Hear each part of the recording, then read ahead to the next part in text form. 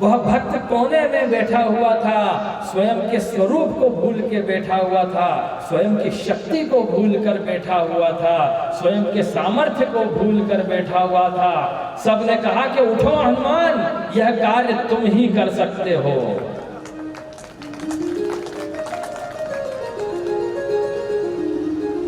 हनुमान जी को स्वयं की शक्ति का और सामर्थ्य का ज्ञान कराया।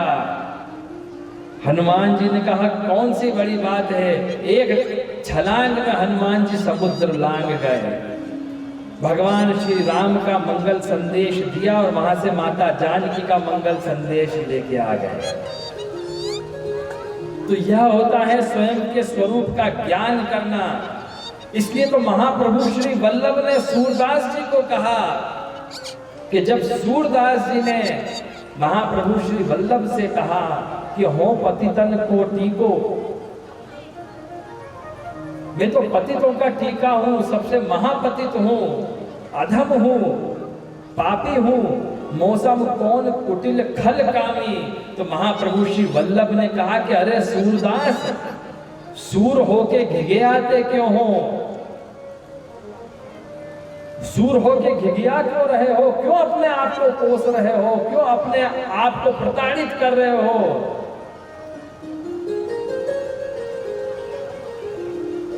अपने स्वरूप को पहचानो, अपने आप को पहचानो कि तुम कौन हो। तो प्रत्येक मनुष्य के अंदर नई चेतना अगर कोई जागृत कर सकती है तो वह श्रीमद् भागवत कर सकती है। यह भागवत का महात्म्य है कि जो हमें एक नए शक्ति के संचार से जीवन जीना सिखलाती है। तो यह श्रीमद् भागवत का श्रवण कैसे करना चाहिए, तो कहते हैं श्रीमद् भागवत का श्रवण संकल्पित होके करना चाहिए। मन में संकल्प धारण करके करो। जैसे आज मनोरथी महानुभावों ने हाथ में जल लेके संकल्प किया, श्रीमद् भागवत का शुभारंभ किया। आप यहाँ विराजमान समस्त भक्तजन मनस संकल्प ने कि तन्मे मनः सत्य संकल्पमस्तु, तन्मे मनः शिव संकल्पमस्तु। आप संकल्पित हो जाइए कि हाँ, हम इन 7 दिनों में श्रीमद् भागवत को श्रवण करके प्रभु का साथ प्राप्त करेंगे, भगवान की कृपा प्राप्त करेंगे।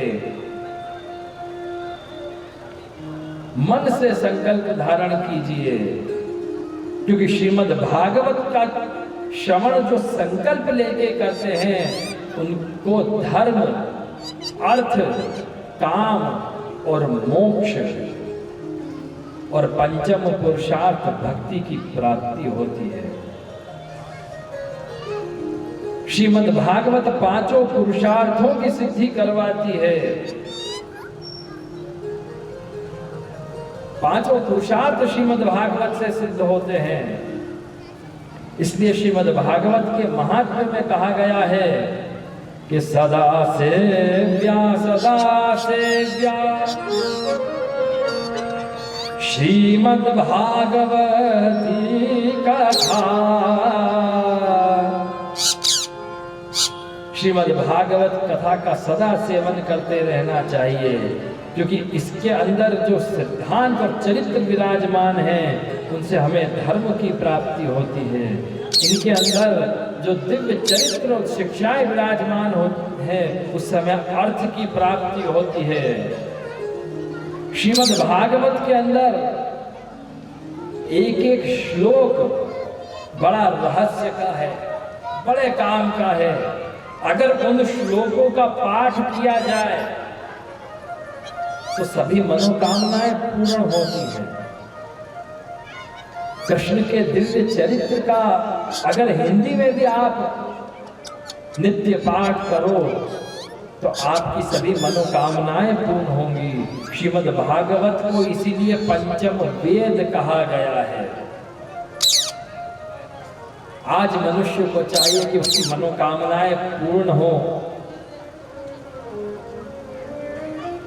आज मनुष्य को चाहिए कि उसके अंदर जो कामनाएं हैं, मैं सुखी रहूं, मेरा परिवार सुखी रहे, मेरा व्यवसाय अच्छा चले, मेरा परिवार निरोगी रहे, हमारे घर रिद्धि विराजमान हो, सिद्धि विराजमान हो और हमें प्रसिद्धि प्राप्त हो। तो श्रीमद् भागवत के एक एक चरित्र और उनके श्लोकों में वह शक्ति है, क्योंकि यह श्लोक मंत्र पूर्वक विधान किए गए हैं। क्योंकि यह श्लोक श्रीमद् भागवत के श्लोक महर्षि व्यास के मुख से निकले हैं, जिन्होंने वेदों का व्यास किया गया है, इसलिए श्लोक मंत्र हैं। यह भागवत का उपदेश स्वयं भगवान ने दिया है, इसलिए भागवत के श्लोक मंत्र हैं। तो इन श्लोकों को बोलने से, लीला को पढ़ने से हमारी सभी मनोकामनाएं परिपूर्ण होती हैं। आपके मन में जो कामना है वह कामना श्रीमद् भागवत से परिपूर्ण होती है। देखिए, अगर आपके हृदय में यह कामना है कि भगवान हमारे ऊपर कृपा करें और हमारे दिन पलट जाए, अच्छे दिन आ जाए, तो उसके लिए सुदामा चरित्र के श्लोक हैं कुछ, उनका अगर आप पाठ करेंगे तो भगवान की कृपा होगी। जैसे सुदामा जी के ऊपर उनकी पत्नी ने यह विचार किया कि हमारे घर में भी धन धान्य भरा रहे, घर में समृद्धि आ जाए, तो सुदामा जी को अपार वैभव ऐश्वर्य भगवान ने प्रदान किया। इसलिए श्रीमद् भागवत के लिए कहा गया है कि अगर आपके मन में कुछ प्राप्त करने की इच्छा हो तो भी आप श्रीमद् भागवत का आश्रय लो, और निष्काम भाव से कथा सुनने की इच्छा है तो भी श्रीमद् भागवत का आश्रय लो। आप सकाम रूप में भक्ति करोगे तो भी भगवान कृपा करेंगे, निष्काम करोगे तो भी भगवान कृपा करेंगे। क्योंकि भगवान का ये सिद्धांत है कि ये यथा माम प्रपद्यन्ते तांस तथैव भजाम्यहम्। तो यह श्रीमद् भागवत भगवान का दरबार है, इस दरबार से कभी कोई खाली हाथ नहीं जाता है। किसी कन्या का विवाह नहीं हो रहा हो, उस मनोकामना से भागवत का श्रवण करो और उसमें रुक्मिणी चरित्र का पाठ करो तो उस कन्या का विवाह होता है। जिन बहनों के घर पलना नहीं बंधा है तो जन्म की लीला का वह श्रवण करें। उनके कुछ श्लोक हैं, वो समय समय से हम सब आपको बताएंगे कि कौन सा श्लोक पाठ करने से, कौन सी लीला का श्रवण करने से और पढ़ने से कौन सी मनोकामना पूर्ण होती है। तो श्रीमद् भागवत धर्म भी देती है, अर्थ भी देती है, कामना भी परिपूर्ण करती है, मोक्ष भी प्रदान करती है और भक्ति भी प्रदान करती है। और जिनको भगवान चाहिए उन्हें साक्षात भगवान भी प्रदान कर देती है। बोलो भागवत भगवान की जय। इसलिए श्रीमद् भागवत का महात्म्य बड़ा अलौकिक महात्म्य है। तो भागवत है क्या? तो देखो, श्रीमद् भागवत की संगति बताते हैं कि भागवत के दिन कितने हैं? 7।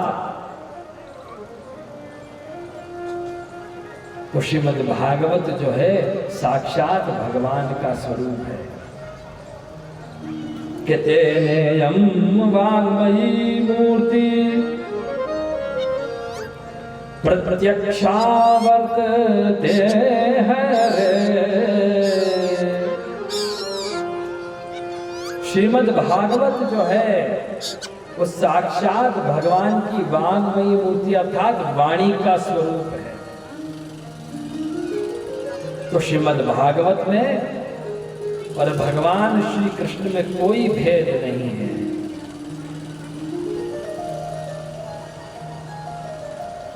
भागवत में और भगवान में कोई भेद नहीं है। यही समझाते हैं कि श्रीमद् भागवत क्या है, भगवान की नामात्मिका मूर्ति है। श्रीमद् भागवत क्या है, लीला रस शास्त्र है। श्रीमद् भागवत भगवान का मधुरामृत है।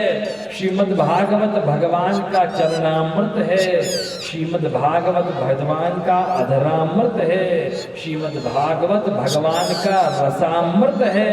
श्रीमद् भागवत भगवान का नादामृत है। श्रीमद् भागवत भगवान का लीलामृत है। श्रीमद् भागवत भगवान का स्वरूपामृत है। श्रीमद् भागवत भगवान का प्रेमामृत है।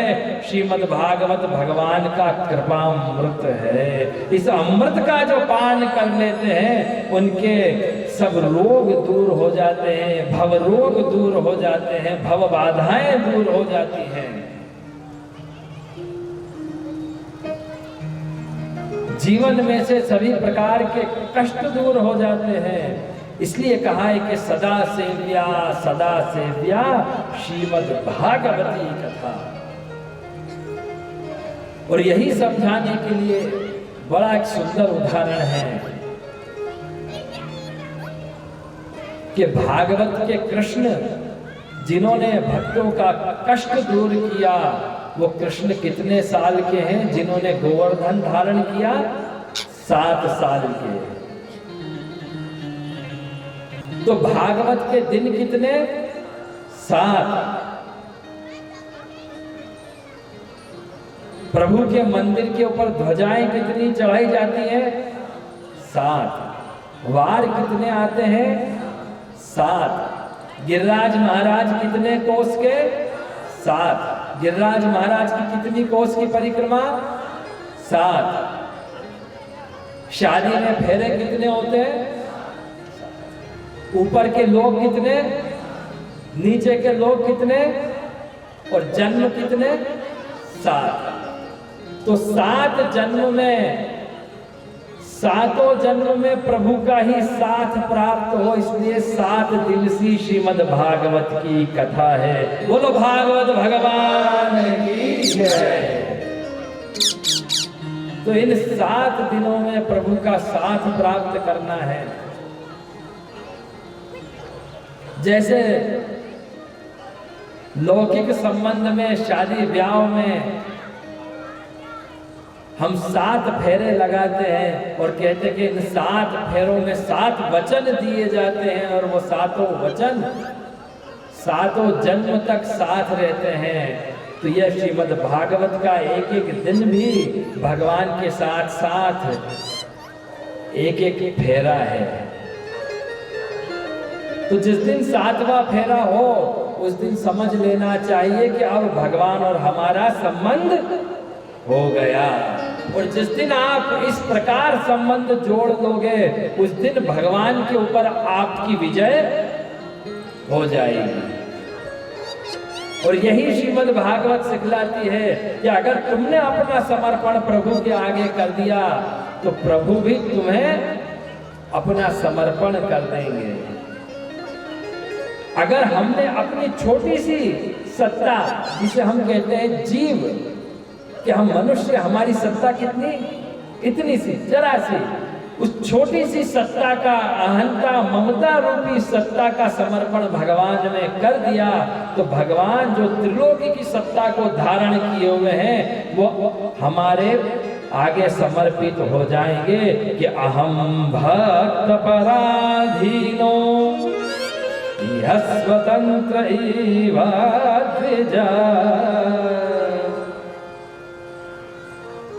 भगवान हमारे प्रति समर्पित हो जाएंगे।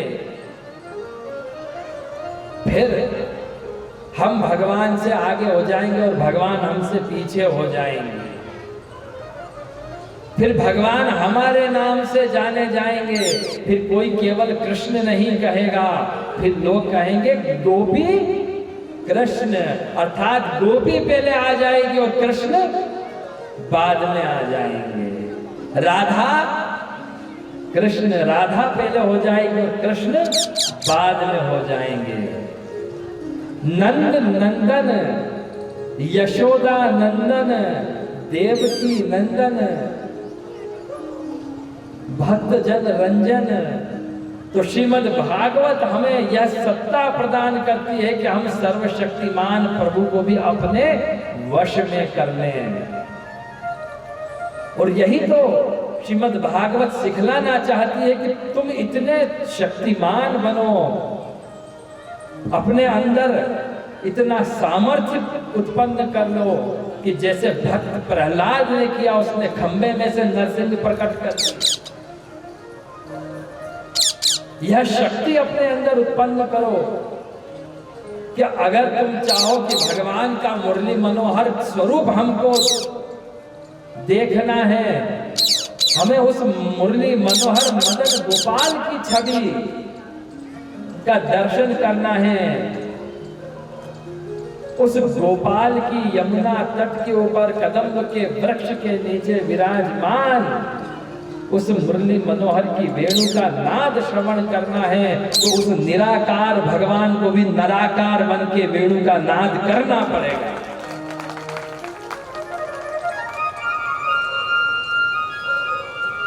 तो यह भक्तों का सामर्थ्य है कि वो निराकार ब्रह्म को साकार ब्रह्म बना देते हैं, निराकार को नराकार बना देते हैं। तो ऐसे महान भक्तों की कथा श्रीमद् भागवत कथा है। ऐसे महान वैष्णवों की कथा श्रीमद् भागवत कथा है, जिन्होंने गोपी जन वल्लभ बनाए, जिन्होंने गोपाल बनाए, जिन्होंने मुरली मनोहर बनाए, जिन्होंने रास बिहारी बनाए, जिन्होंने गिरिवरधारी बनाए। अब यह आपके ऊपर है कि आप अपने आप को कितना सबल समझते हो। तो श्रीमद् भागवत रोना नहीं सिखाती कि अपने आप पे रो, श्रीमद् भागवत हमें सबल बनाती है, आत्मदर्शन करना सिखलाती है। इसलिए श्रीमद् भागवत का महात्म्य भगवान का महात्म्य नहीं, भक्तों का महात्म्य बतलाया है। श्रीमद् भागवत में कितने अक्षर हैं? भा, ग, व और त। श्रीमद् भागवत के 4 अक्षर हैं। ये 4 अक्षर क्या हैं? कि भाति सर्वेषु शास्त्रेषु गतिश्च भव सागरा वसन्ति सर्वतीर्थानि तरन्ति पितरो जनाः। भागवत के 4 अक्षर। तो हमारे श्री ठाकुर जी के भी कितने हस्त हैं? 4। चतुर्भुज भगवान। 4 अक्षर भागवत के। हमारे भगवान भी चतुर्भुज, और वो चतुर्भुज भगवान के आयुध कितने? 4, जो भक्तों का कष्ट निवारण करते हैं, असुरों से भक्तों की रक्षा करते हैं। तो भगवान के आयुध कितने? 4। शंख, आगे बोल उनसे बोलो, जरा जोर से बोलो। शंख, चक्र, गदा और पद्म। आप दर्शन करते हैं ना अपने मथुराधीश के, कितने हस्त हैं? 4। चतुर्भुज स्वरूप है।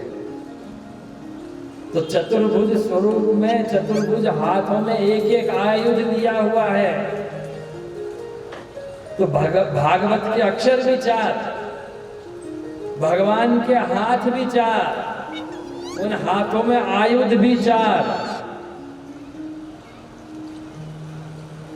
तो यह क्या बताते हैं कि भागवत जो है साक्षात भगवान का स्वरूप है। इसीलिए भागवत चारों वर्णों का और चारों आश्रमों का उद्धार करती है। और तो और भगवान श्रीमद् भगवत गीता में कहते हैं कि जो 4 प्रकार से मेरी भक्ति करता है उनका भी मैं उद्धार कर देता हूं। तो वह 4 जने कौन से हैं जिनका भगवान उद्धार करते हैं? कि चतुर्विधा भजन्ते मां जनाः सुकृतिनोऽर्जुन आर्तो जिज्ञासु अर्थार्थी ज्ञानी च भरतर्षभ। 4 प्रकार के लोग भगवान का भजन करते हैं। आर्त भाव से व्यक्ति एकदम पीड़ित हो गया हो, चाहे गरीबी से पीड़ित हो गया हो, चाहे शरीर से पीड़ित हो गया हो, चाहे मन से पीड़ित हो गया हुआ आर्त व्यक्ति प्रभु का भजन करता है तो प्रभु कृपा करने के लिए विवश हो जाता है। जिज्ञासु जो जानना चाहता है भगवान कौन है, ब्रह्म कौन है, यह जगत कैसे बना, यह संसार कैसे बना, माया क्या है, यह दूसरा प्रकार का भक्त। दूसरी प्रकार से भगवान का भजन करने वाला व्यक्ति अर्थार्थी।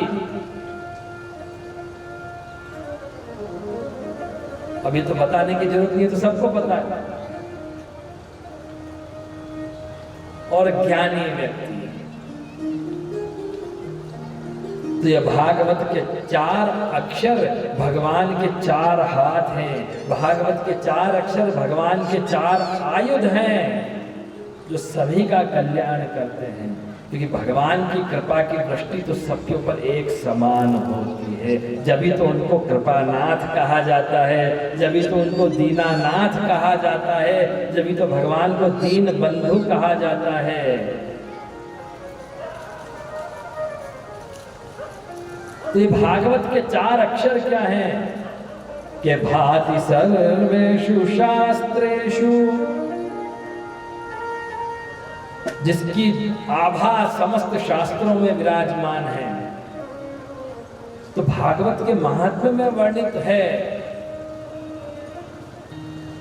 कि अगर कोई संशय हो तो वेद में उसका निराकरण देखो, वेद में नहीं मिलता तो स्मृति उपनिषद में देखो, उपनिषद में नहीं मिलता तो महाभारत में देखो। अगर कहीं भी तुमको कोई धर्म की जिज्ञासा का निराकरण नहीं मिलता तो अंत में श्रीमद् भागवत पर आ जाओ, वहां सभी समाधान उपलब्ध हैं। बोलो भागवत भगवान की जय।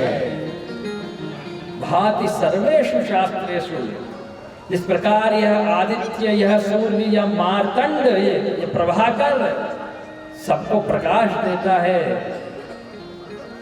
चंद्रमा को देता है, तारा गणों को देता है, उसी प्रकार श्रीमद् भागवत के अंदर ऐसा भक्तों का प्रकाश है, भगवान की कृपा का प्रकाश है कि वो समस्त शास्त्रों को प्रकाशित करता है, समस्त सृष्टि को प्रकाशित कर देता है। जिसकी दीप्ति, जिसकी आभा, जिसकी प्रभा सभी शास्त्रों में विराजमान है। इसीलिए तो गतिश्च भवसागर आती है, भवसागर से गति देने वाली है, पार लगा देने वाली है। भवसागर से पार लगा देती है भागवत। इसलिए श्रीमद् भागवत ज्ञान शास्त्र भी है, श्रीमद् भागवत मोक्ष शास्त्र भी है, श्रीमद् भागवत लीला रस शास्त्र भी है। वसंती सर्व तीर्थानि, इसमें सब तीर्थ विराजमान हैं। श्रीमद् भागवत में समस्त तीर्थ विराजमान है। तरंत पितरो जना, ये पितरों को भी तार देती है। इसमें इतना सामर्थ्य है। और जिनको भवसागर से पार उतरना है वो अगर श्रीमद् भागवत का श्रवण करें तो वो भवसागर से पार उतर जाते हैं, क्योंकि श्रीमद् भागवत भवसागर से पार उतारती है। क्योंकि श्रीमद् भागवत का एक एक अक्षर भगवान का एक एक हाथ है। तो अगर आप प्रभु से कहोगे कि प्रभु हमें यहाँ से पार उतार दो, तो जिस प्रकार सुदामा को भगवान ने पार उतारा, प्रभु हमको भी पार उतार देंगे। इसलिए प्रभु से यही विनंती करो, सावरिया ले चल परली पार, सावरिया ले चल परली पार, सावरिया ले चल परली पार, सावरिया ले चल परली पार। ओ जहाँ विराजे राधा रानी, जहाँ विराजे राधा रानी, अलबेली सरकार कन्हैया ले चल परली पार, कन्हैया ले चल परली पार।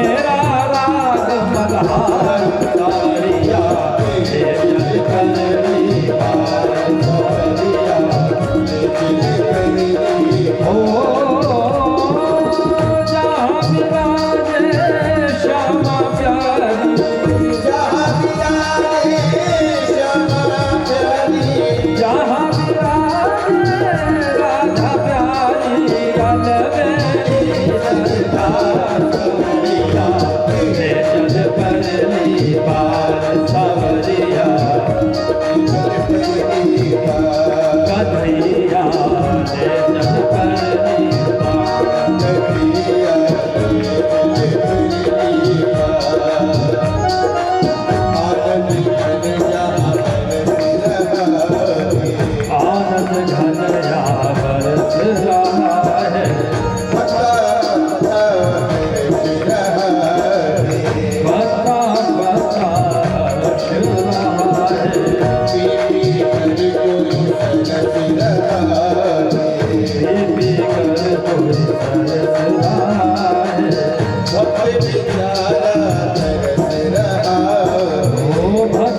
प्यारा सरसदार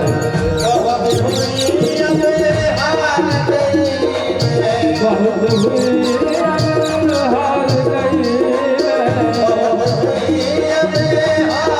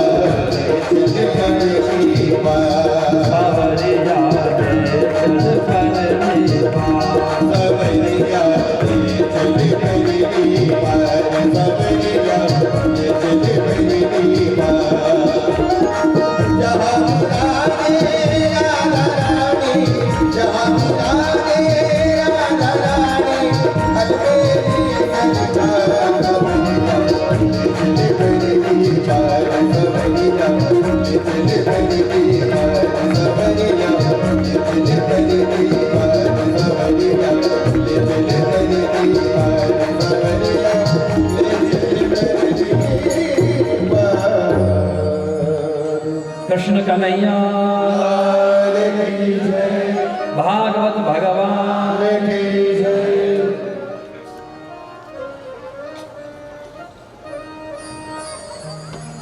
तो श्रीमद् भागवत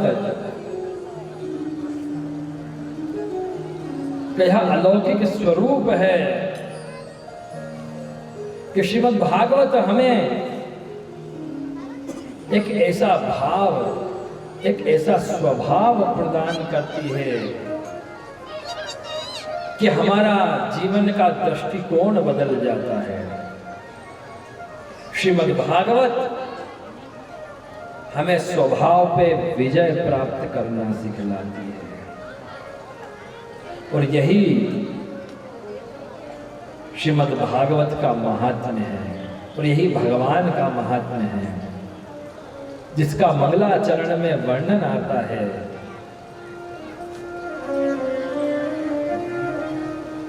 सच्चिदानंद रूपाय विश्वोत्पत्त्यादि है तवे तापत्रय विनाशाय श्री कृष्णाय वयं नमः। ये महात्मा का मंगलाचरण है। मंगलाचरण क्यों किया जाता है? ताकि जीवन में प्रत्येक आचरण मंगलमय बने, इसलिए मंगलाचरण किया जाता है। और मंगलाचरण क्या है? भगवान का नाम। इसलिए भगवान का नाम लिया जाता है। हर काम करने के पहले अगर भगवान का नाम ले लो तो सब काम सफल और सिद्ध हो जाते हैं। इसलिए मंगलाचरण किया जाता है, क्योंकि और किसी में सामर्थ्य नहीं है कि हमारे जीवन का मंगल कर सके। पूरी दुनिया तो अमंगल करने में लगी हुई है। भगवान ही ऐसे कृपालु हैं, अकारण करुणा वरुणालय हैं, जिनको कोई स्वार्थ नहीं है। छिलके भोग धरो तो भी खा लेते हैं, 56 भोग धरो तो भी खाते ही हैं। अपने अंदर भावना कैसी है? बस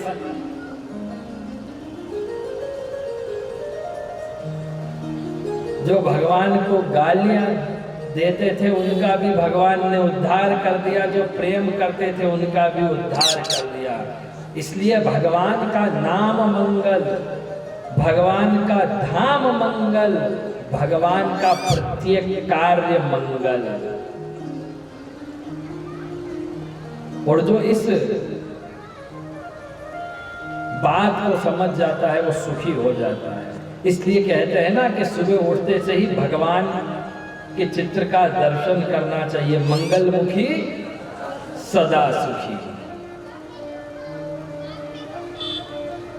इसलिए अपने पुष्टि मार्ग में श्री ठाकुर जी को जगाते हैं तब एक कीर्तन होता है कि मंगलम मंगलम ब्रज भूमि मंगलम। क्या भावना है देखो, क्या सिद्धांत है कि मंगलम मंगलम ब्रज भूमि मंगलम। नंद यशोदा मंगल है, गोपी जन मंगल है, इसलिए श्री ठाकुर जी का नाम क्या है? मंगल रूप निधान सावरो मंगल रूप निधान। जा दिन ते प्रकटे पुरुषोत्तम,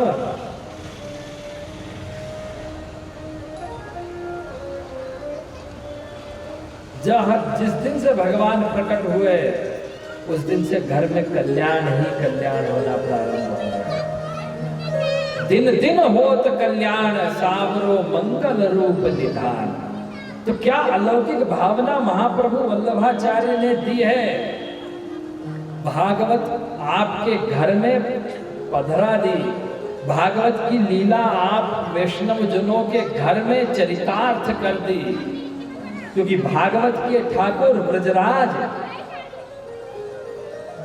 नंदराज आपके घर में विराजमान हो गए, तो आपका घर आपका मकान नहीं रहा, वो तो नंदालय बन गया है, ब्रजभूमि बन गया है, ब्रज वृंदावन बन गया है। और जब आप इस बात को समझ जाओगे, इस स्वरूप को समझ जाओगे, इस महात्म्य को समझ जाओगे, तो दिन दिन होत कल्याण, कहीं भटकने की जरूरत नहीं पड़ेगी। घर बैठे ही सब तीर्थ हो जाएंगे, कल्याण हो जाएगा, आनंद की प्राप्ति हो जाएगी, क्योंकि वह मंगल मूर्ति श्री कृष्ण आपके घर पे विराजमान है। उसका धाम भी मंगल है। फिर वह आपका घर नहीं रहेगा, वो गोलोक धाम बन जाएगा। इसलिए मंगलाचरण करना चाहिए। इसलिए तो हम बच्चों को बोलते हैं कि बेटा जय श्री कृष्ण बोला था, फोन उठाओ तब भी जय श्री कृष्ण, फोन रखो तब भी जय श्री कृष्ण, घर पर आओ तब भी जय श्री कृष्ण, घर से जाओ तब भी जय श्री कृष्ण, उठो तब भी जय श्री कृष्ण और सो तब भी जय श्री कृष्ण। तो इस प्रकार हमारा प्रत्येक आचरण मंगलाचरण हो जाएगा, धर्ममय हो जाएगा, भगवन्मय हो जाएगा, और भगवान के चरण हमारे जीवन में पड़ जाएंगे। तो जब भगवान के चरण हमारे जीवन में आ जाते हैं तो सब अमंगल का नाश हो जाता है। तो अपने बच्चों को, घर के सदस्यों को यह बोलना सिखाओ जय श्री कृष्ण। इसके बड़े फायदे हैं। इसलिए तो मंगलाचरण में कहा है कि तापत्रय विनाशाय श्री कृष्णाय वयं नमः। श्री कृष्णाय वयं नमः, श्री कृष्ण के नमन के बड़े फायदे हैं। इसका लौकिक फायदा भी है। अगर आपने संस्कार डाले हैं, घर से जाओ तब जय श्री कृष्ण बोलो, आओ तब जय श्री कृष्ण बोलो, तो घर में, परिवार में समरसता का भाव बना रहेगा। और जय श्री कृष्ण बोलने के बड़े फायदे। अगर आपकी किसी से बातचीत बंद हो जाए और बातचीत शुरू करना हो तो कहां से शुरू करना? जय श्री कृष्ण। ये ऐसा वाक्य है कि कितने भी सालों की बोलचाल बंद हो, अगर मन का मिलाप करना हो, परिवार का मिलाप करना हो, मित्रता में मिलाप करना हो, कभी दरार आ गई हो तो आपस में बात कहां से चालू करना, कुछ सूझ नहीं रहा हो, तो उस मंगल रूप निधान, उस मंगलाचरण, उस मंगल मूर्ति प्रभु की जय करके जय श्री कृष्ण करके बात चालू करो। इतना पावर है इसके अंदर के सामने वाले को भी जय श्री कृष्ण बोलना ही पड़ेगा, नहीं तो लोग कहेंगे कि देखो साहब, इनने तो जय श्री कृष्ण करी, उनको तो भगवान का नाम लेने में भी जोर आ रहा है। बड़े फायदे हैं जय श्री कृष्ण बोलने के। आजकल छोटे छोटे बच्चे कब घर में आते हैं, कब घर से बाहर चले जाते हैं, मालूम नहीं पड़ता है। उनको छोटेपन में संस्कार डालो तो आपको पता रहेगा कि वो घर से जाएगा तो जय श्री कृष्ण बोल के जाएगा, आपको पता रहेगी कि वो बाहर गया है। आएगा और जय श्री कृष्ण बोलेगा घर का बच्चा, तो आपको ध्यान में आ जाएगी कि वापस आ गया है। आपको चिंता करने की जरूरत नहीं पड़ेगी कि आया कि नहीं आया।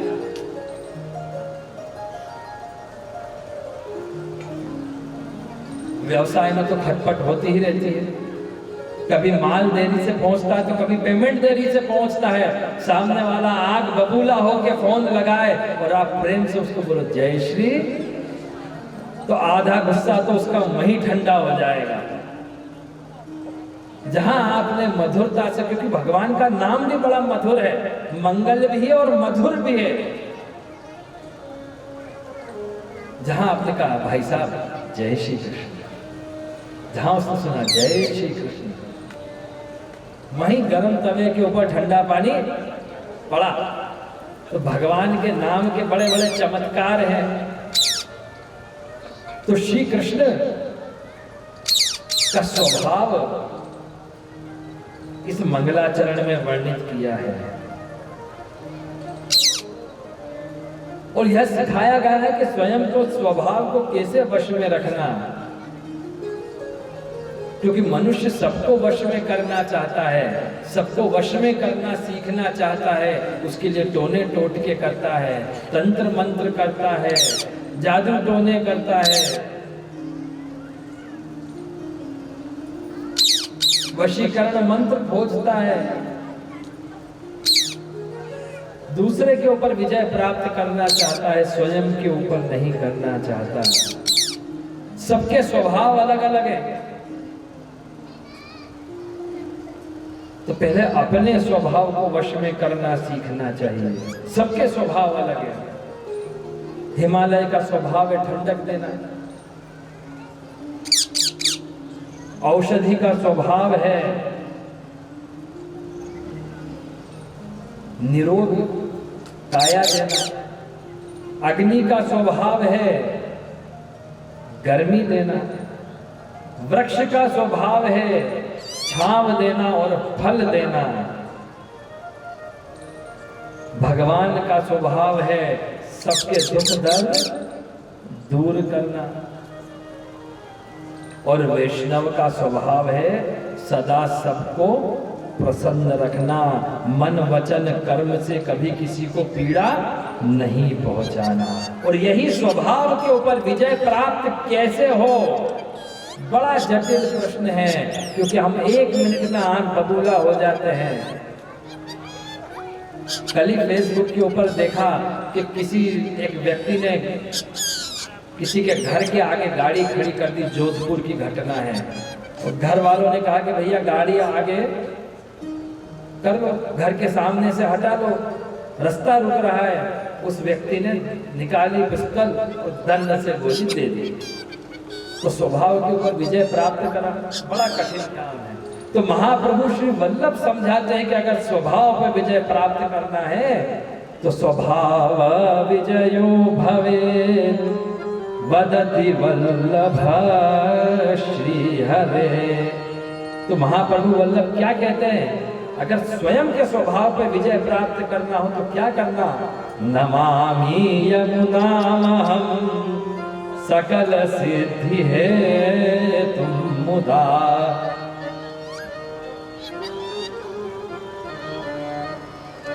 तो भगवान का स्वभाव कैसा है, सबके ऊपर कृपा करना। वैष्णव का स्वभाव भी ऐसा ही होना चाहिए कि वैष्णव जन तो तेने कहे पीड़ पराए जाने रे। वैष्णव जन तो तेने कहे पीड़ पराए जाने रे।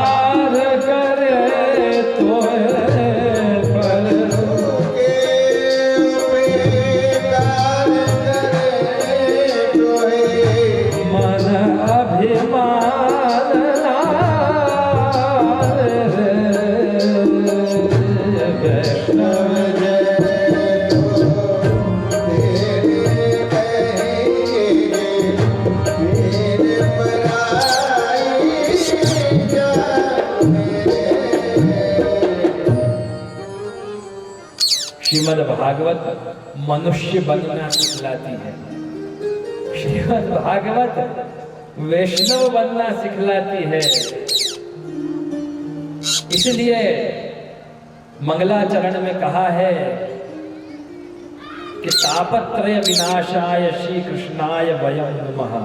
तीनों प्रकार के पापों का नाश करना हो तो श्री कृष्ण को नमन करो।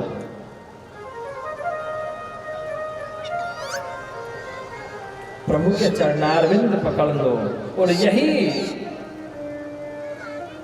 प्रश्न शौनकादिक ऋषियों ने 88,000 शौनकादिक ऋषियों ने नैमिषारण्य में सूत जी महाराज से पूछा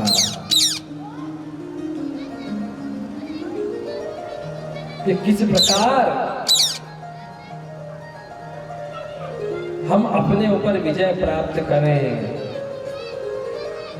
किस प्रकार भक्ति ज्ञान की वृद्धि हो, किस प्रकार हमारे जीवन का कल्याण हो, वह एक परम उपाय आप हमें बताएं। हे सूत जी महाराज, आप भागवत के वक्ता हैं, आप परम भागवत हैं।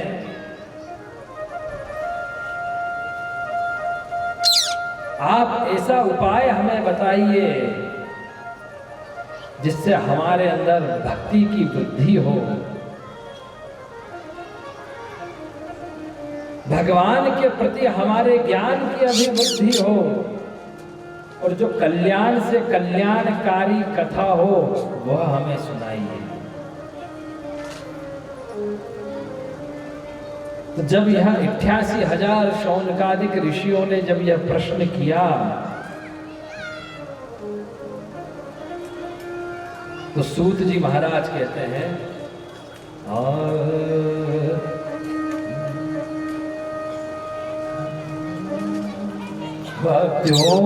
भक्त्योद्वर्धनं यच्च कृष्ण संतोष हेतुकम्, भक्त्योद्वर्धनं यच्च कृष्ण संतोष हेतुकम् तदहं ते विधास्यामि सावधानतया शृणु। भक्त्योद्वर्धनं यच्च, भक्ति की अभिवृद्धि हो, यह आपने पूछा ना। कृष्ण संतोष हेतुकम्, ऐसा कौन सा साधन है जिससे भगवान को भी परम संतोष प्राप्त हो? तो हे ऋषियों, हे भक्तजनों, हे वैष्णवों, वह भगवान से मिलाने का पक्का साधन, माया के बंधन से छुटकारा दिलाने का पक्का साधन, काल रूपी अजगर से निर्भय बनाने का पक्का साधन श्रीमद् भागवत महापुराण है। बोलो भागवत भगवान की जय। तो श्रीमद् भागवत का उपदेश मैं तुम्हें देता हूं कि तदहं ते विधास्यामि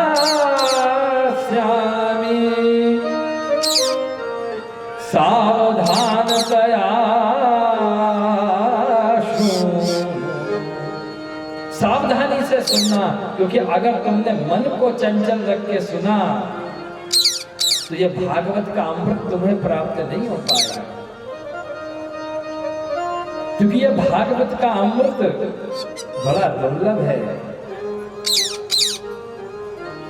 हे शौनकादिक ऋषियों, अगर तुम्हें यह अमृत प्राप्त करना है, भागवतामृत, तो अपने अंदर दिव्यता लानी होगी, देव बनना पड़ेगा, और जिसके अंदर दिव्यता आ जाती है वही देव हो जाता है। अन्यथा देव योनि भी जिनके पास है उनको भी यह अमृत प्राप्त नहीं है। इसलिए अपने अंदर दिव्यता लाओ। कभी अपने आप को ऐसा मत सोचो कि नहीं मौसम कौन कुटिल खल का भी नहीं, अपने अंदर दिव्यता लाओ, तभी तो तुम वैष्णव कहलाओगे। अपने अंदर ओजस्विता लाओ, आत्मविश्वास रखो, क्योंकि जिनके अंदर दिव्यता है वही देव हैं। अन्यथा तो ये स्वर्ग के देवताओं को भी यह अमृत प्राप्त नहीं है, क्योंकि उनकी देह तो दिव्य है, उनके भाव दिव्य नहीं है। हम वैष्णवों को भगवान ने दिव्य भाव दिया है, दिव्य देह दी है, दिव्य कर्म करने की शक्ति दी है, और दिव्य विचार की शक्ति प्रदान की है। इसलिए तो जब परीक्षित को कथा सुना रहे थे श्री सुखदेव जी महाराज, तो हे शौनकादिक ऋषियों, अमृत का भरा हुआ कलश लेके देवता आए और कहने लगे यह परीक्षित तो 7 दिन में मर जाएगा, इसे शाप लगा है, तो इसे आप यह अमृत पिला दो, यह अजर अमर हो जाएगा, और यह भागवत का अमृत हमें पिला दो, हमारा काम बन जाएगा। तो सुखदेव जी महाराज ने कहा कि देवताओं तुम्हारी देह तो दिव्य है लेकिन तुम्हारे भाव दिव्य नहीं है, इसलिए तुम भागवत रसपान करने के अधिकारी नहीं हो। वैष्णवों, आपको नहीं पता है, लेकिन श्री ठाकुर जी की डायरी में आपका नाम नोट हो गया है कि आप दिव्य भाव वाले हो, आप अलौकिक भाव वाले हो, जब तो आप यहाँ बैठकर श्रीमद् भागवत का रसपान कर पा रहे हो। वरना तो देवताओं को भी यह रसपान दुर्लभ है। तो जब देवता लालायित होते हैं तब हम देवताओं को बुलाते हैं, नवग्रह का मंडल बना के उनकी पूजा करके बैठते हैं कि आओ देवो यहाँ पर विराजमान होके भागवत श्रवण करो। तो यह पांडाल में श्रीमद् भागवत श्रवण करने के लिए देवता भी विराजमान हो जाते हैं। तो देवों को भी जो भागवत सुनने का अवसर प्रदान करे वो हम वैष्णव जन भक्त जन हैं। इसलिए श्रीमद् भागवत सुनने के लिए सबसे पहले वैष्णव हृदय होना आवश्यक है। तो श्रीमद् भागवत जो है वैष्णवों को वह पात्रता प्रदान करती है कि हाँ, तुम्हारा हृदय का पात्र अब योग्य बन गया है कि उसमें कृष्ण के कृपा का रस टिक सके। एक कहावत है, पूत कपूत तो क्यों धन संचर, और पूत सपूत तो क्यों धन संचर। अगर लक्षण नहीं है, योग्यता नहीं है, और आप उसको धन दौलत दे दो तो वो उसका सर्वनाश कर देगा। और अगर वो सुलक्षण है, उसके अंदर सुयोग्य है, तो आप मुट्ठी भर के भी दोगे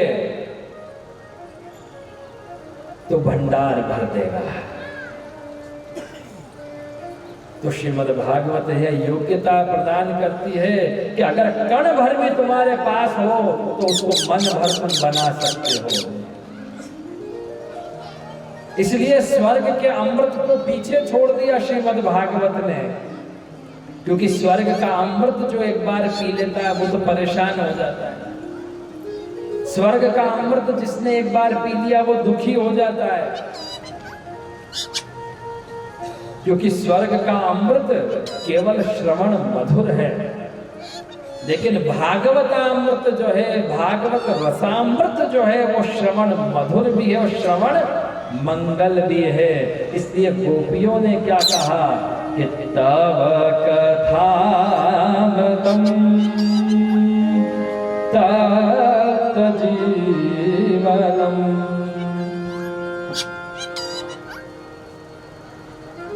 प्रकार के तापों का शमन करता है।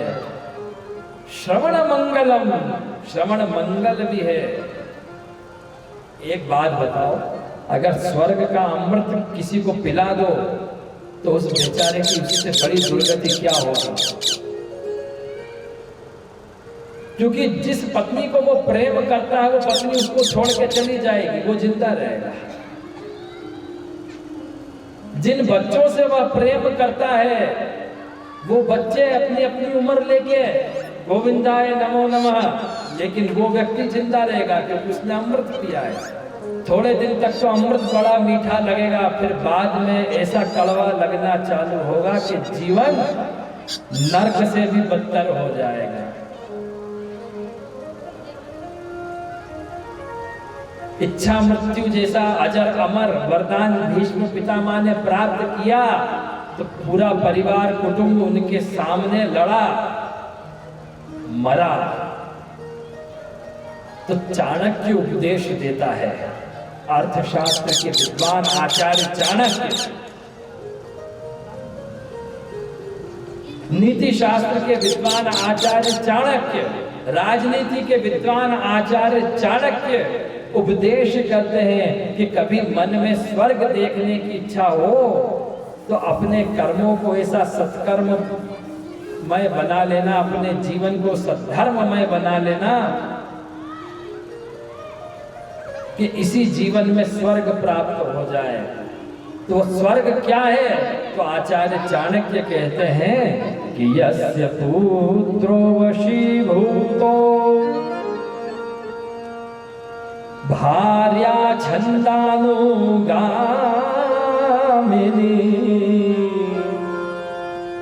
विभवे यस्य सन्तुष्टः तस्य स्वर्गो इहैव हि। चाणक्य उपदेश दे रहे हैं कि यस्य पुत्रो वशीभूतो, जिसका बेटा उसके कहे में है उसका स्वर्ग इसी धरती के ऊपर है। जिसका बेटा, जिसकी औलाद, जिसकी पुत्री, जिसकी संतान उसके कहे में नहीं है तो समझ लेना वो जीते जी नरक भोग रहा है।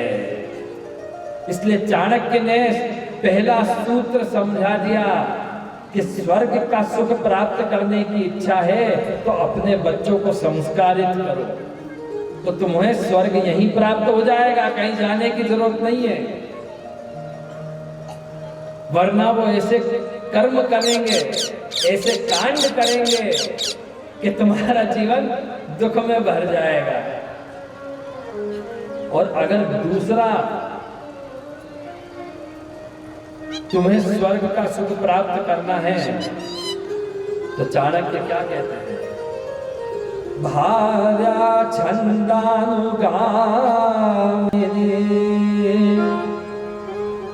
सबसे सुखी वह व्यक्ति है कि जिसकी पत्नी उसकी आज्ञा का पालन करे, उसकी सेवा शुश्रूषा में रहे, जो घर को एक मंदिर के समान बना के रखे, घर में पवित्र वातावरण, धर्म का वातावरण, संस्कारमय वातावरण बना के रखे, जो हर कार्य में पति को आत्मबल दे।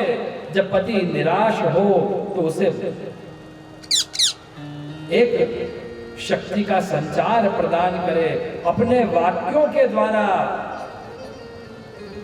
उसे जीवन के पथ पर आगे बढ़ने के लिए प्रोत्साहित करे, धर्म के पथ पर आगे बढ़ने के लिए प्रोत्साहित करे। अगर ऐसी पत्नी मिल जाए तो समझना हमको यही स्वर्ग प्राप्त हो गया। अब यह अपने अंदर सोचने की बात है, कहने की बात नहीं है। अब अपने आप सोच लो कि किसकी पत्नी ऐसी है और किसकी नहीं है। कि यस्य पुत्रो वशीभूतो भार्या छन्दानुगामिनी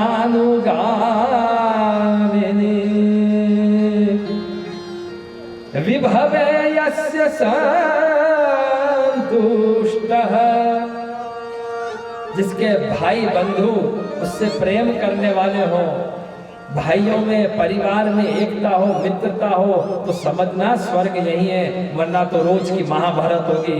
रोज कभी आग्नेयास्त्र चलेंगे, कभी पाशुपतास्त्र चलेगा, कभी ब्रह्मास्त्र चलेगा, रोज नए नए दिव्यास्त्र चलेंगे। कभी इस कोर्ट कचहरी में भागो, कभी उस कोर्ट कचहरी में भागो।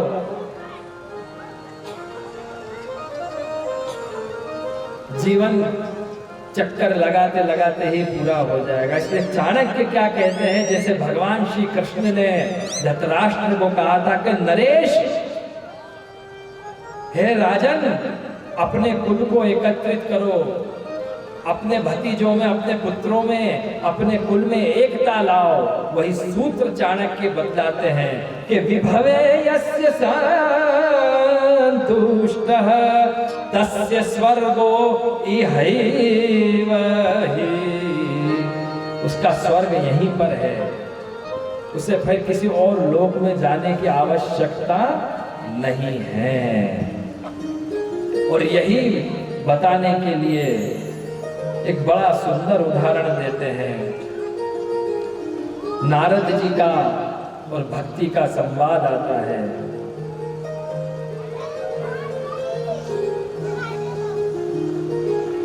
कि मनुष्य अपने कर्तव्य को भूल जाता है तो भारत जैसी पुण्य भूमि को भी पापमयी भूमि बना देता है, तीर्थों को भी अपवित्र मलिन कर देता है। इसीलिए तो नारद जी जब दौड़े चले आ रहे थे, तब वहां पे नारद जी का मिलन हुआ सनत कुमारों से। और उन्होंने पूछा, क्या बात है देवर्षि नारद जी, आप इतने चिंतित, इतने व्यथित क्यों लग रहे हो? तो नारद जी ने क्या कहा, देखो वही भारत भूमि है जहां राम और कृष्ण ने जन्म लिया। यह वही भारत भूमि है जहां ऋषि मुनियों ने जन्म लिया। लेकिन जब मनुष्य अपने स्वभाव को वश में नहीं रख पाता है तो असत कर्म करना चालू कर देता है। तो वो रावण बन जाता है, कंस बन जाता है, शिशुपाल बन जाता है, अजामिल बन जाता है, धुंधकारी बन जाता है और तीर्थों को अपवित्र कर देता है। वही पुण्य भूमि है, लेकिन पापियों ने इसको मलिन कर दिया। तो नारद जी क्या कहते हैं कि अहम तु पृथ्वीं यातो ज्ञात्वा सर्वोत्तमामिति पुष्करं च प्रयागं च काशीं गोदावरीं तथा। पुष्कर गया, काशी गया, गोदावरी गया, प्रयाग गया, लेकिन कहीं भी मुझे धर्म नहीं मिला। यही होता है कि जब हम धर्म को धारण नहीं करते तो यही स्थिति होती है, कहीं भी सुख नहीं मिलता। जैसे नारद जी को कहीं भी संतोष नहीं मिला। ना पश्चित कुत्रचित धर्म मनस संतोष कारकम, यही तो होता है। और अगर हम धर्म पूर्वक रहें, सदाचार पूर्वक रहें, तो हमारा घर नंदालय बन जाता है, हमारा घर एक मंदिर बन जाता है, वहीं पे हमें सब सुख प्राप्त होने लग जाता है। और अगर घर में सुख प्राप्त नहीं है तो समझ लेना तीर्थों में भी जाके सुख प्राप्त होने वाला नहीं है। इसलिए घर से शुरुआत करो। और वह शुरुआत कब होगी? जब हम संस्कार संपन्न होंगे। तो श्रीमद् भागवत हमें संस्कार संपन्न बनना सिखाती है, सदाचारी बनना सिखाती है। श्रीमद् भागवत सदाचार, सद प्रेरणा, सद विचार का एक महान ग्रंथ है। और यही हुआ कि वृंदावन गए तो वृंदावन में भक्ति को दुखी पा लिया। जहां भक्ति नृत्य करती है अपने पूर्ण वैभव में, पूर्ण आनंद में, पूर्ण रस में, महारस में जहां नृत्य करती है, इसे वृंदावन में जाकर नारद जी ने भक्ति को दुखी देखा।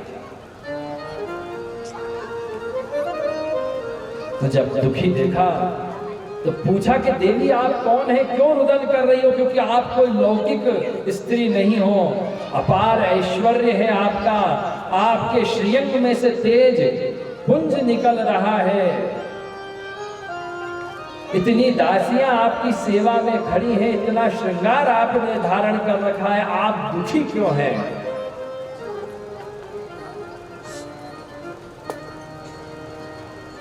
तो वो स्त्री कहती है कि हे देवर्षि नारद, मैं इसलिए दुखी हूं क्योंकि ये जो मेरे दोनों हाथों की तरफ जो वृद्ध पुरुष लेटे हुए हैं, ये मेरी संतान है। तो नारद जी पूछते हैं कि बड़ा अचंभा हुआ देवी आपका दर्शन करके कि माता तो युवती तरुणी और पुत्र अति वृद्ध निष्प्राण होकर पड़े हुए हैं। बोले ये कौन है? तो ये एक का नाम ज्ञान है, दूसरे का नाम क्या है? वैराग्य है। थोड़ा जोर से बोला करो, ज्ञान और वैराग्य। अर्थात जब हम अपने ज्ञान को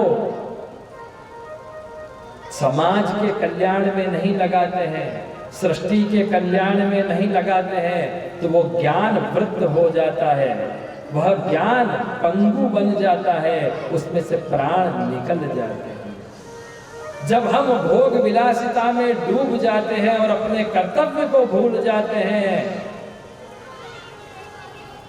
तो वैराग्य जो है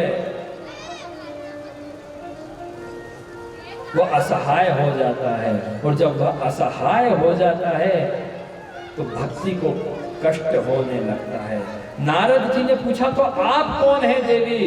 तब उस स्त्री ने कहा कि मैं भक्ति हूं। अरे भक्ति माता, आपकी ऐसी दशा? बोले हाँ भाई, अगर पुत्र वृद्ध हो और मृत्यु तुल्य कष्ट पा रहे हो तो मां कैसे सुखी रह सकती है? नारद जी ने वेद पाठ किया, बड़े बड़े मंत्रों का पाठ किया, लेकिन कोई असर नहीं हुआ। तभी आकाशवाणी हुई और संत समागम हुआ। सनक सनातन सनंदन और सनत कुमार चारों ऋषिवर पधारे और कहा कि अगर भक्ति के दुख को दूर करना हो तो सबसे बड़ा एक ही साधन है, श्रीमद् भागवत कथा का श्रवण करवाओ। बोलो श्रीमद् भागवत भगवान की जय। श्रीमद् भागवत कथा का आयोजन किया गया और हरिद्वार में श्रीमद् भागवत कथा का आयोजन हुआ। नारद जी उसके यजमान बने। एक वृक्ष के चौतरे के ऊपर चारों ऋषिगण विराजमान हुए और कथा सुनने के लिए बड़े बड़े संत महंत पधारे। भागवत के महात्म्य में बड़ा वर्णन है इसका कि कौन कौन ऋषि आए, बड़े विस्तार से वर्णन किया है। नदियां स्वयं स्त्रियों का स्वरूप धारण करके पधारी, देवता स्वयं मनुष्यों का रूप धारण कर कर पधारे। नारद जी ने प्रश्न किया कि कोई पापी मनुष्य हो तो उसका भी उद्धार हो जाएगा कथा सुनने से, कि जिसके अंदर कथा सुनने की इच्छा उसी का उद्धार होगा? भागवत में ऐसी कोई शक्ति है? बोले हाँ है। तो पहले भागवत का शुभारंभ करते हैं। भक्ति माता को बुलाया और भक्ति माता जैसे ही पधारी तो नीचे विराजने लगी, और जैसे ही विराजने लगी तो नारद जी ने कहा, अरे भक्ति माता, आप भूमि के ऊपर मत विराजमान हो। तो कहां विराजमान हो? बड़ा सूत्र समझाया कि भक्ति माता, अगर आप बाहर विराजमान हो जाओगी तो वैष्णव के हृदय में कौन विराजमान होगा? क्योंकि भक्ति तो भगवान से मिलाती है, और जब भक्ति अंदर नहीं होगी, बाहर होगी, तो भगवान की प्राप्ति कैसे होगी? इसका मतलब समझने जैसा है कि आज हमारे अंदर भक्ति नहीं है, हम बाहर भक्ति का प्रदर्शन करते फिर रहे हैं, लेकिन मन में भक्ति नहीं है। इसलिए नारद जी के इस वाक्य से क्या प्रेरणा मिलती है कि भक्ति का प्रदर्शन करना हो तो भले करो, लेकिन अंदर भक्ति को पहले विराजमान रखो। तो भक्ति माता को कहा कि हे भक्ति माते, आप वैष्णव जनों के हृदय में विराजमान हो जाओ, आप जन जन के हृदय में विराजमान हो जाओ। भक्तेषु गोविंद स्वरूप कर्त्री, प्रेमैक धर्त्री, भवरोग हन्त्री, सात्वं च तिष्ठस्व सुधैर्य संशया, निरन्तरं वैष्णव मानसा। वैष्णव के मन में विराजमान हो गए तो भक्ति माता वैष्णव के हृदय में विराजमान हो गई। ज्ञान वैराग्य बाहर विराजमान है। और नारद जी के प्रश्नों का जवाब सनत कुमार दे रहे हैं, ऋषिगण दे रहे हैं कि श्रीमद् भागवत सुनने से पापियों का भी उद्धार हो जाता है। जिसने जीवन में कोई सत्कर्म नहीं किया हो, सद्धर्म नहीं किया हो, ऐसे पापी व्यक्ति का भी उद्धार श्रीमद् भागवत से होता है। और उसके लिए किसकी कथा सुनाते हैं? बोलो ना, किसकी कथा सुनाते हैं?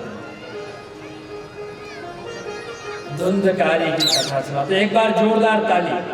हाँ, जोरदार ताली।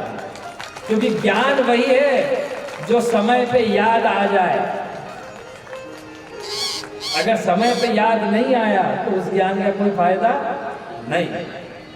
तो धुंधकारी की कथा सुनाते हैं, आत्मदेव जी की कथा सुनाते हैं कि आत्मदेव जी बड़े अच्छे ब्राह्मण, वेदज्ञ ब्राह्मण,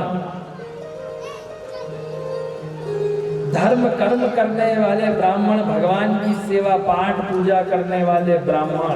लेकिन उनके घर में एक पुत्र उत्पन्न हुआ जिसका नाम था धुंधकारी। तो धुंधकारी कौन?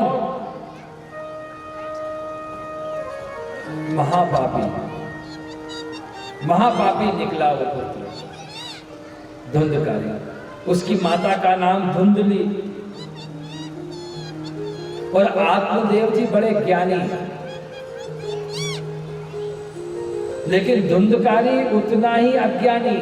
जितने धर्म प्रेमी आत्मदेव जी महाराज, उतना ही अत्याचारी धुंधकारी, महापापी।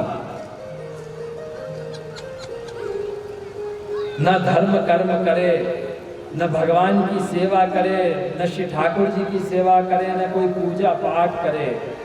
उसके लिए कहा शव हस्ते न भोजनम। जो हाथ सत्कर्म नहीं करता वो मुर्दे के समान है। इसलिए धुंधकारी के लिए कहा, क्या कहा गया कि वो मुर्दे के हाथ से भोजन करता था, क्योंकि कभी हाथ से सत्कर्म किया नहीं, प्रभु की सेवा करी नहीं, तो वो हाथ किस काम का जो सत्कर्म नहीं करे, किसी का अच्छा नहीं कर सके, जो सदा सर्वदा किसी का बुरा करने के लिए हाथ उठे, वो हाथ मुर्दे के समान है। तो धुंधकारी कौन है? जिसके ज्ञान में, जिसके हृदय में, जिसकी भावना में काम, क्रोध, लोभ, मोह, मद, मात्सर्य, ईर्ष्या, द्वेष की धुंध जम गई हो, धुंध जम गई हो, वह धुंधकारी। और जैसे धुंध जम जाती है तो सामने कुछ दिखता नहीं है, सामने क्या हो, एक्सीडेंट हो जाता है। ऐसे ही जब मनुष्य के अंदर काम, क्रोध, लोभ, मोह, मद, मात्सर्य, ईर्ष्या, द्वेष की धुंध जम जाए तो समझना चाहिए कि उसके अंदर धुंधकारी आके बैठ गया है, फिर तो एक्सीडेंट होना ही है। उस धुंध को हटाना हो तो श्रीमद् भागवत का श्रवण करो। तो श्रीमद् भागवत काम, क्रोध, लोभ, मोह, मद, मात्सर्य के ऊपर विजय प्राप्त करना सिखलाती है, उनकी दिशा मोड़ना सिखलाती है, तोड़ना नहीं सिखाती, मोड़ना सिखलाती है। क्योंकि अगर तोड़ दोगे तो धर्म की रक्षा कैसे करोगे?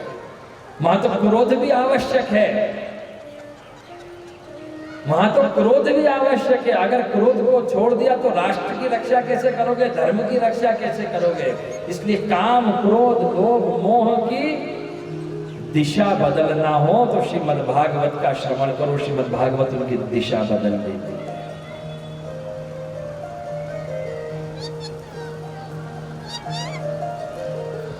तो इस कथा से क्या शिक्षा मिलती है?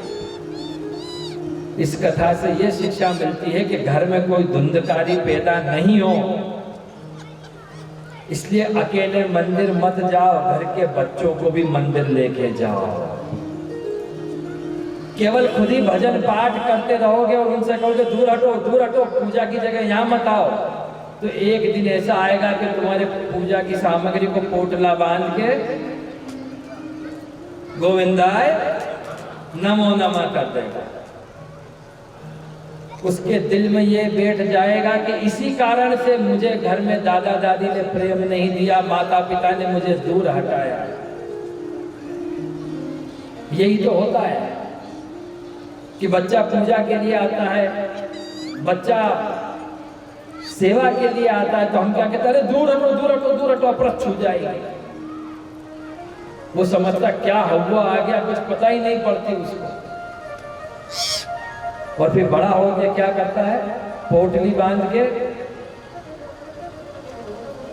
आत्मदेव जी की कथा ये नहीं सिखाती कि धुंधकारी का क्या हुआ, आत्मदेव जी की कथा ये सिखाती कि तुम्हारे घर में कोई धुंधकारी नहीं हो जाए, इसलिए अकेले बैठ के भजन पाठ मत करो। घर के बच्चों को भी कथा सुनने के लिए लाओ, घर के बच्चों को भी भजन कीर्तन करना सिखाओ, घर के बच्चों को भी सत्संग में लेके जाओ, घर के बच्चों के हाथ से भी दान पुण्य करवाओ कि बेटा ये दरिद्र है, ये दुखी है, अपने पास 2 रुपये ज्यादा है, अपने पास खाने के लिए 2 वस्तु ज्यादा है, तो इसको अनाज दान दो। दरिद्र नारायण की सेवा करना सिखाओ, क्योंकि अगर सेवा करना नहीं सिखाई और जब बुढ़ापा आएगा और हाथ पांव काम करना बंद कर देंगे तो वो तुम्हारी भी सेवा करने वाला नहीं है, क्योंकि उसको सेवा करना ही नहीं सिखाया है, उसको तो केवल कमाना सिखाया, बटोरना सिखाया है। और अगर बटोरना सिखाओगे तो वह बूढ़े माता पिता के ऊपर, दादा दादी के ऊपर भी पैसा लगाना वेस्ट समझेगा कि बेकार पैसा लगाना, बुढ़े हो गए इनको तो मरना ही, कितना जिएंगे, काय को इनके नी ट्रांसप्लांट करवाना, क्यों इनके हार्ट की सर्जरी करवाना, क्यों किडनी ट्रांसप्लांट करवाना, जी के भी कितना जी लेंगे और 5-6 साल जी लेंगे, उसमें लाखों रुपया क्यों बर्बाद करना।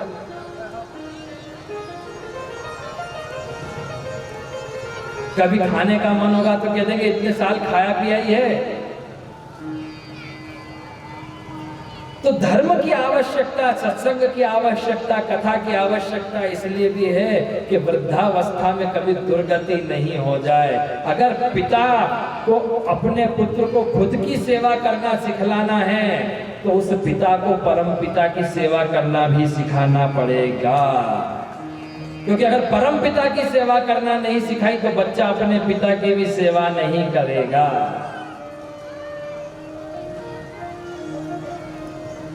अगर दीन दुखी की सेवा करना नहीं सिखाई तो बच्चा घर के सदस्यों में भी किसी की सेवा नहीं करेगा। और यही हुआ, धुंधकारी इतना पापी हुआ कि आत्मदेव जी घर छोड़कर वन में चले गए। जब ऐसे घर में रहने का कोई अर्थ ही नहीं है। और धुंधकारी अपने कर्मों के कारण, अपने पाप कर्मों के कारण मरा, मर के प्रेत बना, विचार करने लगा कि मेरा उद्धार कैसे होगा। तो देखो उद्धार कैसे होता है, भक्त ही उद्धार कर सकता है। और भक्त का जन्म कब होता है? गुरु की कृपा से, भगवान की कृपा से होता है। तो जो आत्मदेव जी को संत ने फल दिया था, जिसको गाय ने खाया था, और उसके एक पुत्र हुआ, और उस पुत्र का नाम क्या हुआ? गोकर्ण। बोलो गोकर्ण जी महाराज की जय। तो गोकर्णो पंडितो ज्ञानी धुंधकारी महाखल। गोकर्ण पंडितो ज्ञानी धुंधकारी महाखल।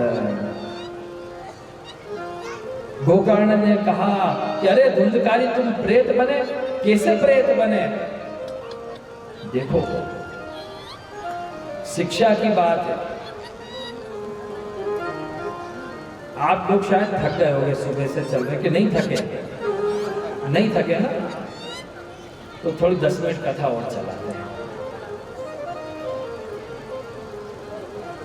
जब गोकर्ण जी महाराज ने पूछा, हमें तो क्या बहुत बोलने की आदत है, बहुत। हाँ,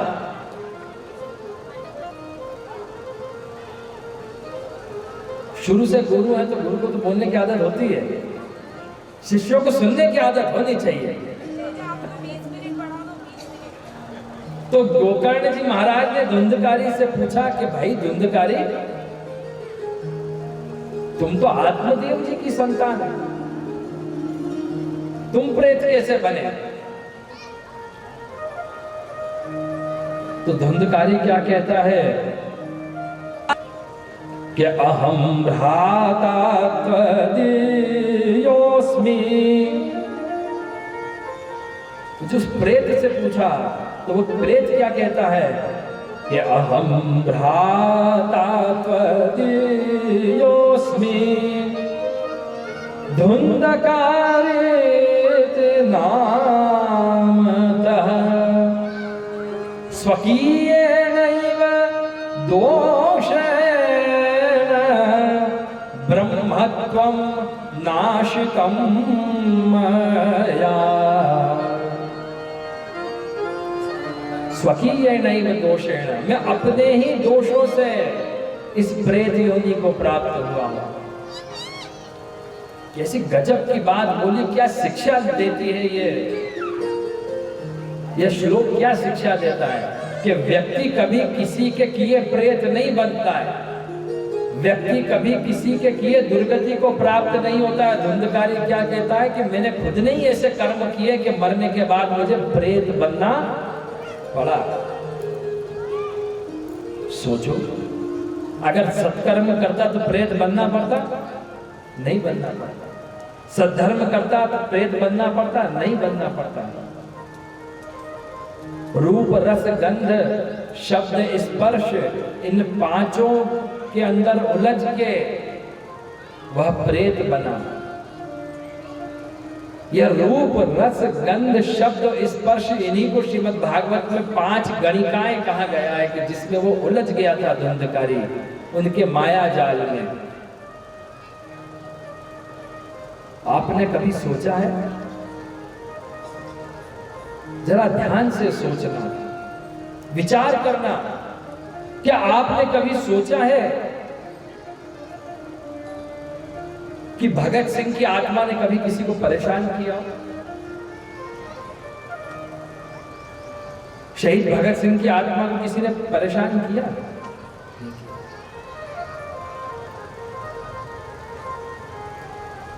क्या शहीद चंद्रशेखर जी की आत्मा ने किसी को परेशान किया? नहीं किया। क्या सूरदास जी की आत्मा ने किसी को परेशान किया? संत तुलसीदास जी की आत्मा ने किसी को परेशान किया? रविदास जी की आत्मा ने किसी को परेशान किया?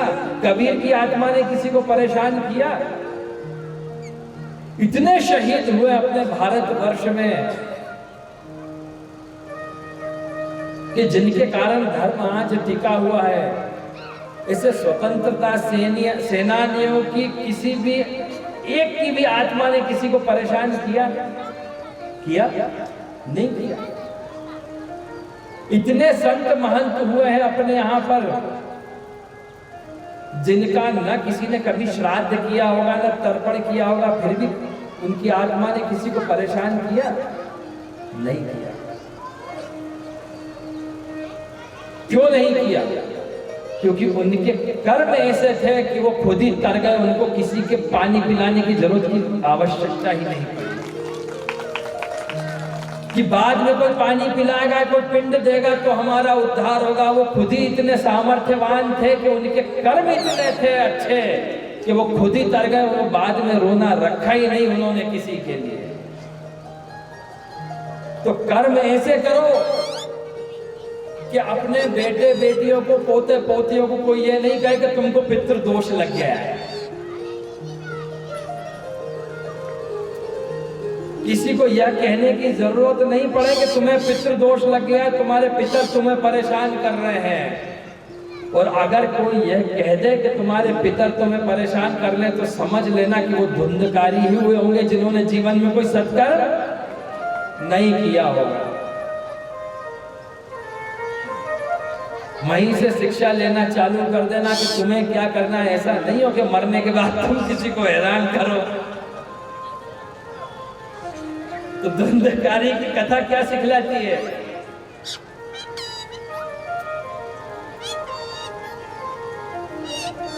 कि भैया इतने अच्छे कर्म करो, अच्छे विचार रखो कि बाद में तुम्हारे घर वालों को न प्रयाग भटकना पड़े, न गया भटकना पड़े, न सिद्धवट जाके भटकना पड़े। जीते जी ऐसा काम करो कि मरने के बाद भी किसी को तकलीफ नहीं हो। पितृ असंतुष्ट क्यों रहते हैं? आप विचार करके बताओ। इतने भक्त हो गए हैं अपने यहाँ पर, इतने सिद्ध हो गए हैं अपने यहाँ पर, क्या उन्होंने कभी किसी को परेशान किया? नहीं किया। अच्छा चलो ऋषि मुनियों की, धर्मात्माओं की बात छोड़ो, जिनको अपने कर्तव्य का बोध था कि हमें क्या करना चाहिए। ऐसे हमारे भारत राष्ट्र में जो शहीद हुए, कोई फांसी से लटक के शहीद हुआ, कोई गोली खा के शहीद हुआ, तो भी उन्होंने किसी को परेशान किया? घर वालों को नहीं किया। उनको किसी ने कभी कहा उनके घर वालों को तुम्हारे घर में पितृदोष है, तुम्हारे पितर असंतुष्ट हैं, तुम गया जाके श्राद्ध करो, चाणोद जाके श्राद्ध करो, सिद्धवट जाके श्राद्ध करो। आज क्यों जरूरत पड़ रही है? इसलिए जरूरत पड़ रही है कि उन्होंने सत्कर्म नहीं किए, सद्धर्म नहीं किया, उनका जीवन धर्ममय नहीं था। इसलिए अपने बच्चों को सुखी रखना चाहते हो तो खूब धंधा करो, खूब पैसा कमाओ, खूब बड़ा बंगला बनाओ, खूब महंगी महंगी गाड़ी रखो, कोई मना नहीं है, लेकिन सदाचार से जरूर रहो, वरना वो जितनी कार है सब बेकार हो जाएंगी। जितने बंगले हैं उनमें प्रेत बन के भटकोगे, वो भूत बंगले बन जाएंगे। पंडित जी कहेंगे इस बंगले में दोष है, घर छोड़ दो तो सुखी हो जाओगे। बच्चों को घर छोड़ना पड़ेगा, बार बार शांतियां करवानी पड़ेंगी। इसलिए खुद ऐसे कर्म करो कि खुद ही तर जाओ, पार उतर जाओ, वरना दूसरों को भागवत कथा बिठानी पड़ेगी। क्या फायदा कि भाई क्या कर रहे हो? कोई बोलता है भाई हमने हमारे दादा दादी की स्मृति में कथा बिठाई है, कोई कहता है माता पिता की स्मृति में कथा बिठाई है। फोटो लगा देते हैं, 7 गांठ का बांस लगा देते हैं, उनका चित्र लग देते हैं। अब लोगों को ज्ञान नहीं, हम बताएं तो लोग समझे नहीं और सुने नहीं, माने नहीं। हम कहते हैं भाई कि कथा करवा रहे हो तो फोटो लगाने की क्या जरूरत है? बोले नहीं, फोटो तो लगाया जाता है। अरे भाई फोटो क्यों लगाया जाता है ये तो बताओ। तो एक ने कहा कि कृपानाथ ऐसा था कि पहले फोटो नहीं था तो नहीं लगाते थे। मैंने कहा वाह भाई वाह, हजारों सालों से लाखों सालों से स्थापत्य कला चली आ रही है, तो फोटो नहीं था तो मूर्ति लगा देते उनकी बना के। मूर्ति भी नहीं लगाना था तो क्या चित्रकला समाप्त हो गई?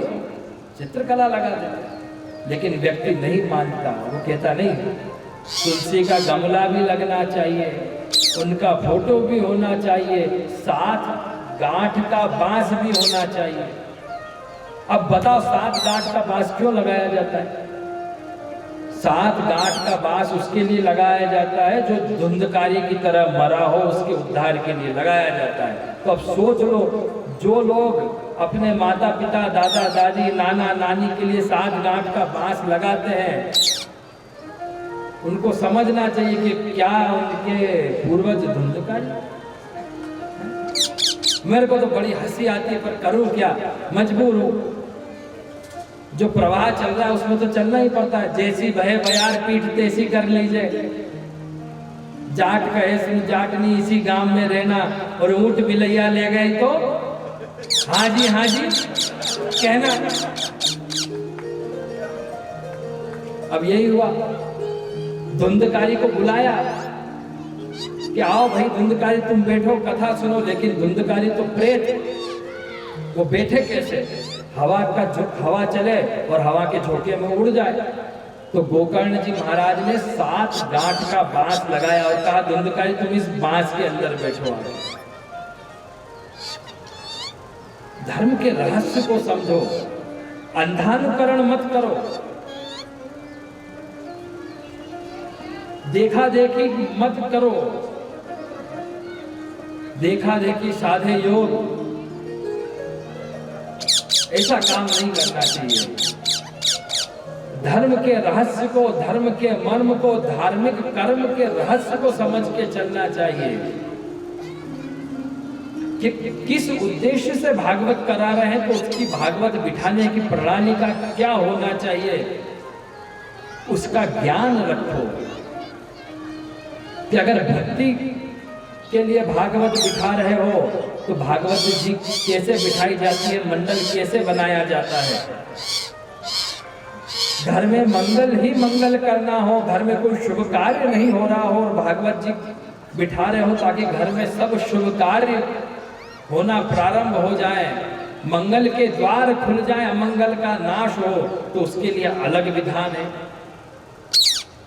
पितरों के उद्धार के लिए अलग विधान है, पितरों को संतुष्ट करने के लिए अलग विधान है, क्योंकि हर पितर प्रेत नहीं बनता है, उसकी दुर्गति नहीं होती है। कुछ वैष्णव भगवत धाम में भी जाते हैं, उनके पीछे भी भागवत जी बिठाई जाती है, क्योंकि जिन्होंने जीवन भर सत्संग किया है, इस लोक से जाने के बाद भी उनको सत्संग प्राप्त हो, इस उद्देश्य से, इस उदार भावना से उनकी संतानें भागवत जी बिठाती हैं। कि जिन्होंने अपने जीवन को सेवामय बना रखा है, धर्ममय बना रखा है, वो इस लोक से प्रयाण करके भगवान के गोलोक धाम में जाते हैं, तो वहां भी उनको सत्संग हो, उनके निमित्त उनको याद करके हम भी सत्संग करें, इसलिए भागवत जी बिठाई जाती है। बहुत अलग अलग उद्देश्य भागवत जी बिठाने के। तो वो जो 7 गांठ का बांस है, उसमें धुंधकारी को बिठाया गया। एक एक दिन की कथा होती है, एक एक गांठ टूटती गई। जीवन में गांठ हो तो जीवन दुखमय हो जाता है, इसलिए गांठ नहीं रखनी चाहिए।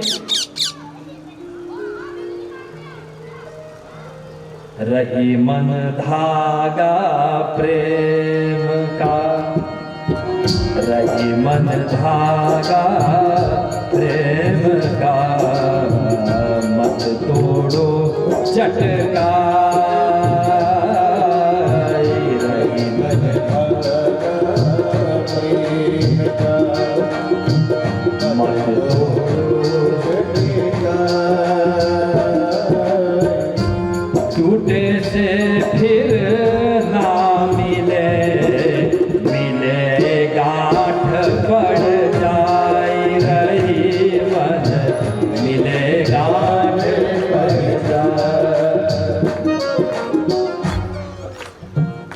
जीवन में ऐसा कोई काम नहीं करना चाहिए जिससे गांठ पड़ जाए। बुद्धि में गांठ हो तो सब काम विपरीत होता है। जैसे दुर्योधन की बुद्धि में गांठ पड़ गई थी।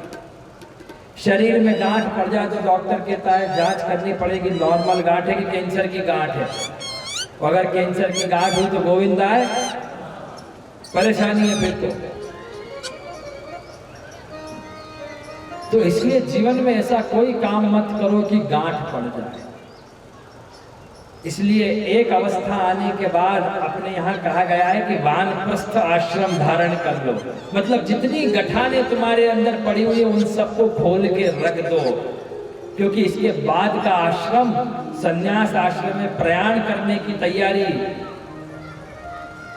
करना चालू करो।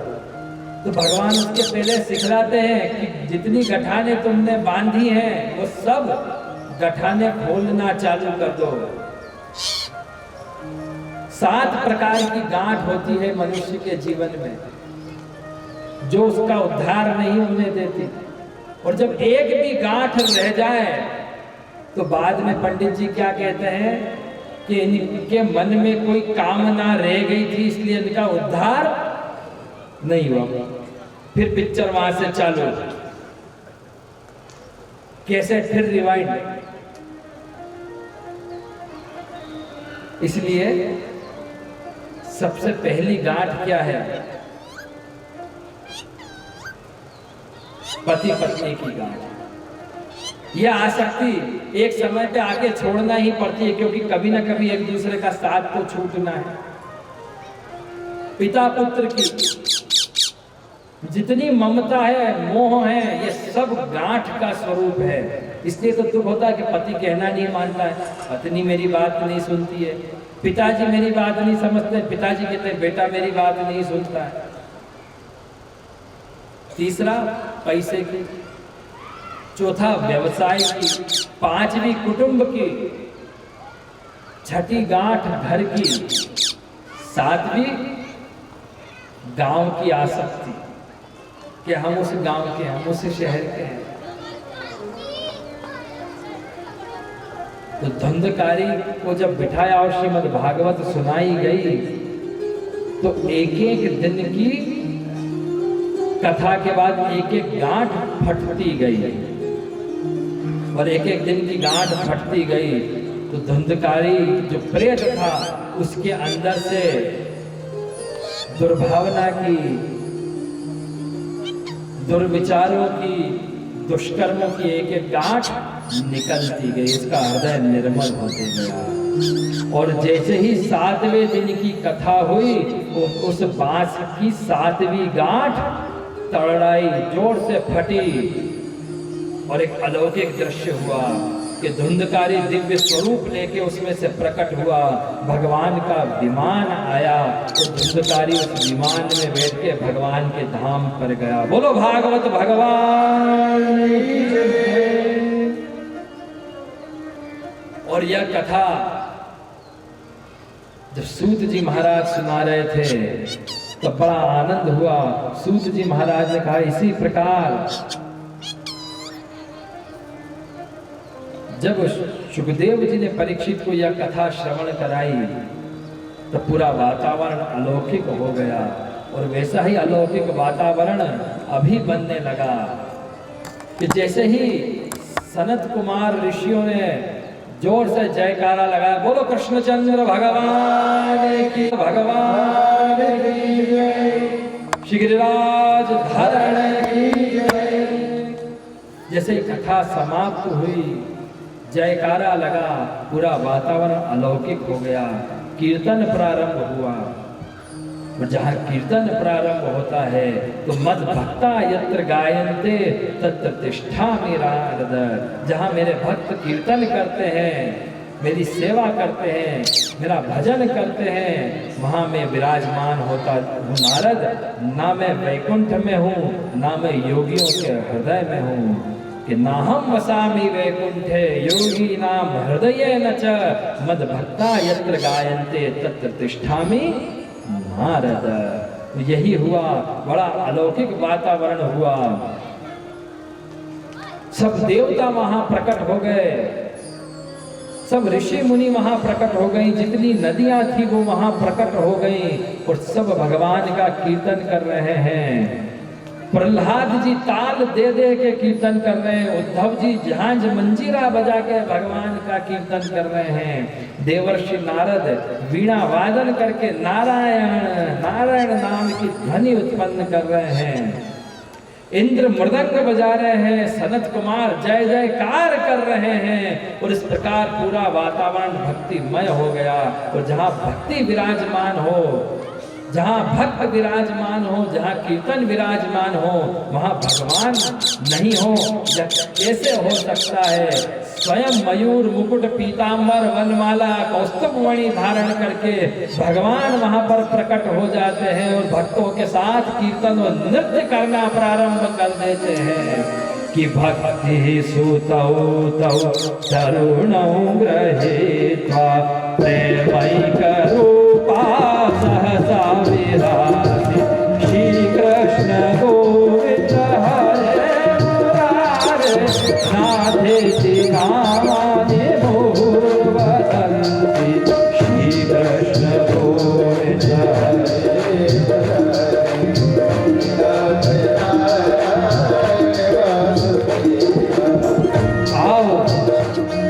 हम भी कीर्तन करें, भक्ति भाव से कीर्तन करें, भगवान के साथ कीर्तन करें, सब भक्तों के साथ, ऋषि मुनियों के साथ कीर्तन करें, ब्रज की गोपी बन के कीर्तन करें, यशोदा नंद राय बनकर कीर्तन करें, राधा बनकर नृत्य करते हुए थिरकते हुए कीर्तन करें। ये श्री कृष्ण गोविंद हरे मुरारे हे राम श्री कृष्ण गोविंद हरे मुरारे हे नाथ नारायण वासुदेव नारायण।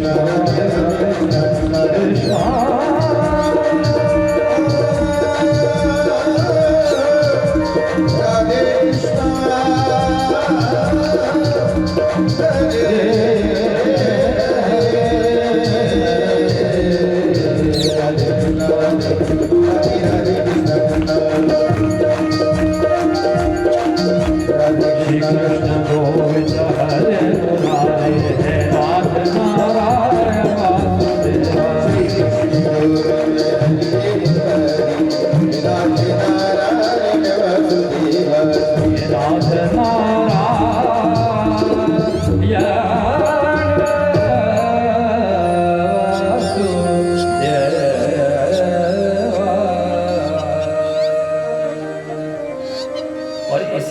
नमस्कार। आज के श्रीमद् भागवत रसपान महोत्सव 56 भोग महामहोत्सव के प्रथम दिवस की कथा, महात्म्य की कथा को यहीं पे विश्रांति देते हैं।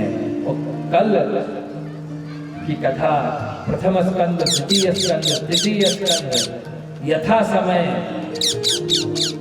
प्रारंभ होगी। कुछ वैष्णव का प्रश्न था कि ब्रह्म संबंध दीक्षा कब होगी, तो नित्य ब्रह्म संबंध दीक्षा प्रदान की जाएगी। उसके लिए एक दिन पूर्व फलाहार करना है और 10 वर्ष तक के बच्चों को फलाहार करने की आवश्यकता नहीं है। 10 वर्ष तक के बच्चों को फलाहार करने की आवश्यकता नहीं है। नित्य श्री मथुराधीश की हवेली में ब्रह्म संबंध दीक्षा होगी और नित्य श्री ठाकुर जी पुष्ट होंगे। तो जिनको घर में सेवा पधरानी हो, ठाकुर जी की सेवा पधरानी हो, ब्रह्म संबंध देना हो, वो श्रीमद् भागवत रसपान महोत्सव समिति से संपर्क करें।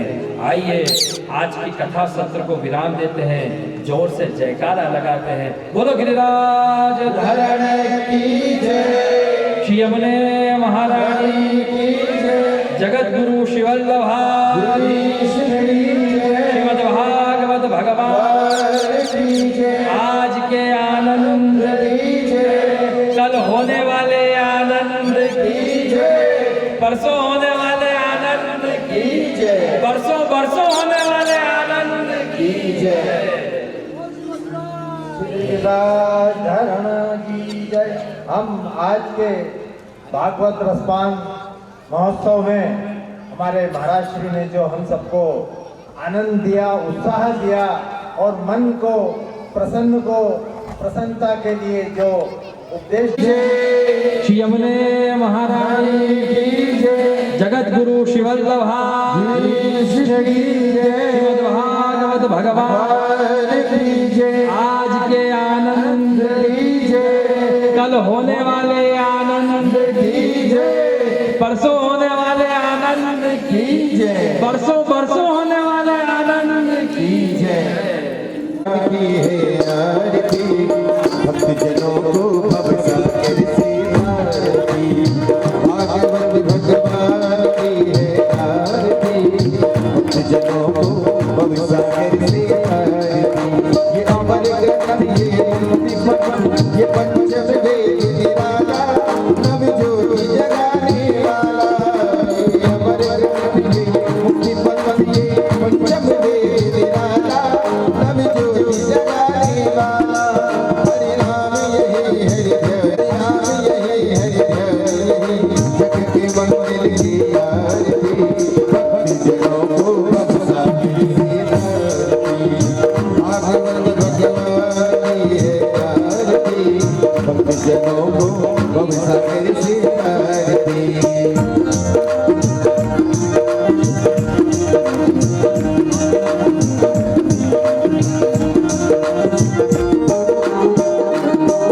ये शांति के पावन पुनीत पापों को लुटाने दर्श कराने वाला, ये शांति के पावन पुनीत पापों को लुटाने वाला, हरि दर्श कराने वाला।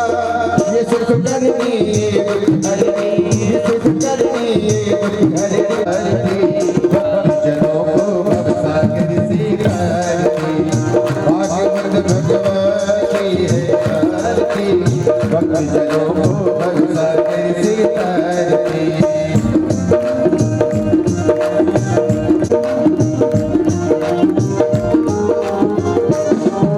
ये मधुर बोल, ये भक्त बोल, धनवान बताने वाला, बिगड़ी को बनाने वाला।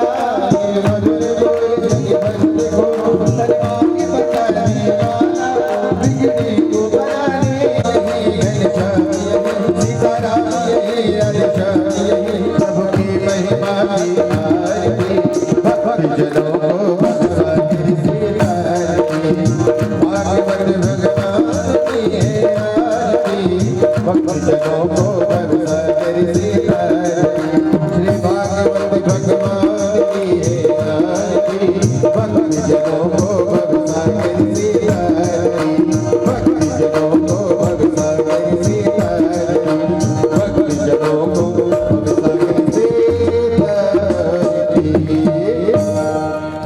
भगवान की। ओम कर्पूर